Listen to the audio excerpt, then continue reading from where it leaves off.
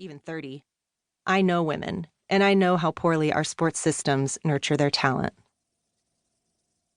I am continually amazed at what sport at its best can add to women's lives, and we should never stop talking about the benefits of participation.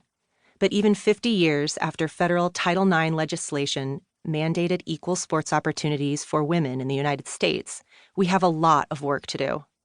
We still haven't nailed the basics, with the bulk of public schools, especially those serving communities of color, coming up well short of compliance. But even in the places with adequate female sports opportunities, like most of the United States, Canada, Australia, New Zealand, and the UK, surprising numbers of girls who enter sports programs aren't sticking around. For those who do, physical and mental health problems occur at distressing rates, and abuse is all too common.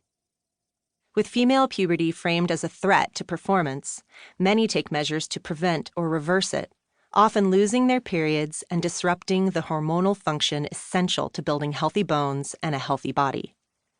Many face pressure by coaches to achieve a body ideal that is nearly impossible during their stage of physiological development, and experience stress fractures at 3 times the rate of their male peers. Many learn to hate the bodies that do so much for them, and 65% develop disordered eating habits that compromise their ease around food, sometimes irreparably. Millions of women carry an abundance of positive memories of their time in sport, but they also carry the invisible wounds of their sports experiences. As women, we've justified these wounds as normal or internalized the belief that we were to blame. There is something wrong with our sports systems, and deep down we know it. The sports environments we fought so hard to have equal access to were built by men for men and boys. Our definition of gender equality has been getting what the men have the way they have it, and it's backfiring. We fold and smash women and girls into a male-based infrastructure and then scratch our heads when the same friction points show up again and again. Meanwhile, fundamental female-bodied experiences in sport are invisible, erased, or viewed as problems because they differ from the default male standard. The refusal to acknowledge this is causing incredible harm.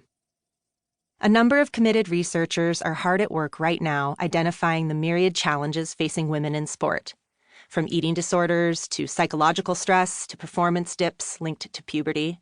New areas of research calling for attention are emerging all the time. I look forward to the day when hundreds of peer-reviewed papers spelling out the exact issues and their solutions are available. Armed with that knowledge, we'll be even better equipped to create new best practices and policies that reduce harm and clear the way for the best parts of sport to fulfill their promise of safety, health, and empowerment. But we can't wait to address this problem. That's why I've written this book. After 27 years in sport as an elite athlete, teammate, coach, and parent, my own personal story offers more than enough evidence that something is wrong. The start of some solutions emerged too. My story is not representative of all women and girls, and comprehensive discussion about changing women's sports must include the voices of all who compete in that category, including women of color, women with disabilities, trans women, and people who don't fit within the gender binary. I strongly encourage people to share their stories to finally turn the tide in women's and girls' sports. We've all watched substantive change pushed to the top of the to-do pile by expressions of passion from ordinary people.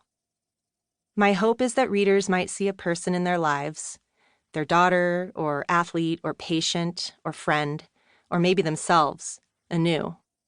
This book is a sports story and a love letter to the running life. But above all, it's a story about a girl growing up in a world built for men, and all the friction and confusion and pain and joy inherent to that journey. It's also an impassioned expression of hope for the future. 1. The promise. You can do anything, Lauren.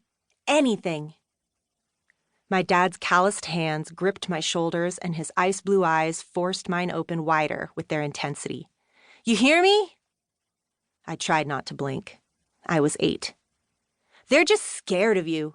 They know you can beat them. They don't want to lose to a girl, but too fucking bad. You go back and tell them you're playing, and if they give you shit, you kick them right in the balls and drag them down here by the ear